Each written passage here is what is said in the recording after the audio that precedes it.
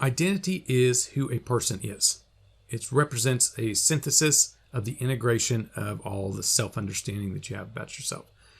It's a self-portrait, and it is composed of many different pieces. And so all these different pieces they can be composed of. What is your job, your vocation? What are your political beliefs? What's your religion? Are you in a relationship? Did you do well in school? Your sexuality, your culture, your ethnicity, your interests, your hobbies, your personality, your body image. All these different things combine to be, they're all pieces of the puzzle for your identity.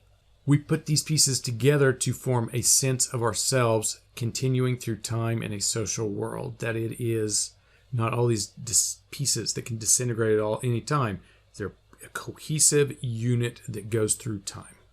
To get to this cohesive unit, though, you have to go through one of these stages, one of the Erikson stages. He called it identity versus identity confusion. This is during adolescence. You'll face an overwhelming number of choices on what their lives are going to be like. This search for the self, essentially, is aided by what's called psychosocial moratorium. And this is the gap between childhood security and adult autonomy. It's kind of related to emerging adulthood, but the idea that you're with your parents as a child and they take care of all your needs and desires. And then you start to go into adolescence and you're having to try to figure things out on your own. And then at the end of that, you get to adult autonomy where you are completely in control of all of your decisions and everything to do with your life. In between those two things is called this psychosocial moratorium, where you're trying to figure things out. And you have time to experience and play with different ideas about who you are. Maybe one week you want to be a doctor and the next week you want to be an actor. Kind of as a side note on this idea of psychosocial moratorium, in my opinion, I think this is kind of, to a certain extent, this is kind of new. So the young person that goes to college and they don't know what they want to do, and they have 4 or 5 years to try to figure it out, and then they can get a job and go through all these different stages. This seems like a luxury if you compare this to other time periods. So like if you went back to 1900, you're not going to get 4 or 5 years to try to figure out who you are and what you want to be. In a lot of cases, just like, this is what you're going to be, the end. But now we get a lot of times to figure things out. And I think that leads to some positives, and it can also lead to some negatives. Some people will get stuck and they'll never get out of this stage because they don't have to be nailed down to a choice. And so these are the type of people, they're 40 years old and they don't really have a career. And so yes, the way the text puts it is adolescents who do not successfully resolve this crisis can suffer from identity confusion. They don't know who they are. Yes, over the past few decades, many societies have extended adolescence into the 20s. And one concern is that too many of today's youths aren't moving towards an identity resolution.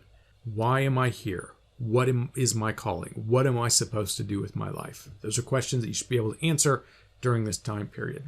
This also relates to some other things we've talked about. So these are really big questions, and you need to have time to think about those, like a quiet time to go through those answers. We've talked a lot about the idea of screens affecting development. We've talked about last week or week before, we talked about how there's less boredom nowadays because we're always plugged in. We always have something going on. In the past, you would have time periods where you were bored, and during that boredom lies several things, creativity, for example. But another thing that lies there is the ability for you to think about who you are and what you need to be doing and maybe changes that you need to make. You would be able to do that when you were bored. And we're not bored like that. And so we don't get to ask those questions as much. As an example, if you're the type of person that's on your phone for 14 hours a day, and there literally are some people that are like that, you can't think about why you're here, what you're doing. There's a lack of metacognition at that point if you're just always plugged in, you're just always on the phone. Something to think about. Additionally, related to this, youth need a cultural climate that inspires and supports their chances of reaching their aspirations. This can be accomplished in part by viewing adolescent and young adult development as a period of flexibility, learning, and building on strengths. You probably, at this point, you're going to need parents and possibly teachers that say, hey, what are you doing with your life? What do you want to do? Is this what you want to do? Is this what you like? If so, how can I help you to move forward in that? If you don't like what you're doing, how can I help you to get on the right track? If you have parents and teachers that are helping to guide you to do that, you're probably going to have more opportunities in life.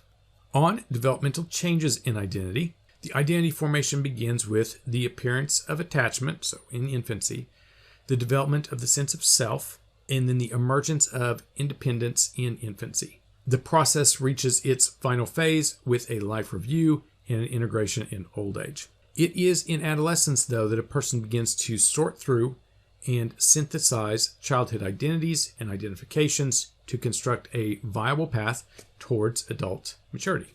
Some choices in adolescence, they may seem trivial, but they can set you up on the path for the rest of your life. And I've mentioned this idea before that, you keep coming to forks in the road and you go off on those forks. So like if you have a path here, you have two of them, you take this way, now you got two here, you go this way, and so now you're all the way over here.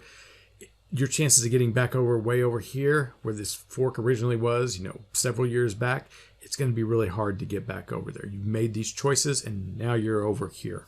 So example, maybe you're a good kid, but maybe you start hanging out with a kid that's more of a juvenile delinquent. You go this way. Now you start to engage in juvenile delinquency. Now you do something and somebody gets hurt, and now that changes, the direction of the rest of your life, because now even if it's accidentally, you've maybe committed a crime and now somebody's hurt, and now maybe you have to go through the juvenile courts, all those type of things. And it all goes back to this one decision where you hung out with this one kid. So that seems like a trivial deal. It's like, oh, I'll hang out with this one kid today. But the decision could have these long-lasting effects. So related to this is we're going to go through the crisis, commitment, and then these 4 different stages. What they talk about here with crisis, it's a period of identity development during which the individual explores alternatives. We kind of talked a little bit about that a second ago, like if you're wanting to be a doctor or a lawyer, you're in crisis. You're trying to figure out what you want to do. And then a commitment is a personal investment in identity. This is where you say, you know what, I am decided I'm going to be a doctor, and then you pursue that path. Along the way, with these crisis and commitments, there are 4 different stages they talk about that you could go through. The first one is identity diffusion, and there's no crisis and there's no commitment, nothing. So this is going to be for younger kids. They haven't really thought about who they want to be. They haven't committed to anything. So identity diffusion, not much of an identity at all in terms of this research. Identity foreclosure, you're going to have a really strong commitment, but no crisis. So I know it sounds weird, so you don't actually go through a period where you try to figure out who you are. How can that happen? This would be if your parents make the choice for you. So if like your dad's a butcher, and he's like, you know what, you're going to be a butcher, and he's told you that your entire life, and now you've grown up to be a butcher, that's identity foreclosure. You didn't actually go through a crisis to get to that commitment. Identity moratorium is you are in the midst of a crisis, trying to figure out who you are, but your commitments are absent or only vaguely defined. You know what, I want to be a doctor, but you're not really pursuing that path, and you haven't really tried to figure it out yet. Maybe you've made an appointment to talk to your advisor, and that's about it. So you're kind of trying to move in the right direction, but you're still definitely in the midst of the crisis. Identity achievement is when you've undergone the crisis and you've made the commitment. So let's say you go and talk to that advisor, and they're like, yeah, you should take these classes. And then you spend a semester and you take those classes, and you're like, I really like these classes. I really want to move forward with this. You go in and get your degree, then you start your career. That is identity achievement. Figure 5 gives you a nice little figure for these 4 stages. Has the person made a commitment? Have they explored other alternatives to this question? And then you got the yes, no's, and you can figure out which one that they are in. For young adolescents, they are primarily in these first 3 in the diffusion, foreclosure, and moratorium stages. To move to the identity achievement, they need a few different things. 1, they need confidence that they have parental support. So again, this parental support is super important for identity development. An established sense of industry that they can go out and get things accomplished on their own. And the ability to adopt a self-reflective stance towards the future. To actually think about themselves and try to do that perspective taking with themselves and put themselves into the future. One issue with this type of research in identity is that some people think that identity is a lifelong process. It's not something that you just have, in this small window in adolescence. It's something that you go through your entire lives, not just in emerging adulthood.